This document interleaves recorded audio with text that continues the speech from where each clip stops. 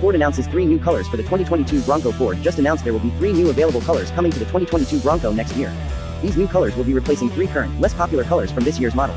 Antimatter Blue, Lightning Blue Metallic, and Rapid Red Metallic Tinted Clearcoat will only be available for Bronco orders placed through the end of 2021.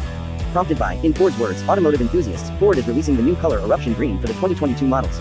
This deep green tone with yellow highlights is an homage to the Gen-2 Bronco color Mallard Green, which was available in the early to mid-70s. Ford also announced 2 additional colors slated for the 2022 Bronco. The first being Hot Pepper Red Metallic, followed by Cyber Orange. We're eager to see these 2 new colors, but alas, Ford has only revealed photos of Eruption Green. All trim levels of the 2022 Bronco will be available in Eruption Green and Hot Pepper Red Metallic. Cyber Orange, however, will only be available on the base and Big Bend trim levels. Keep your eyes peeled for updates on Hot Pepper Red Metallic and Cyber Orange photos being released by Ford. In the meantime,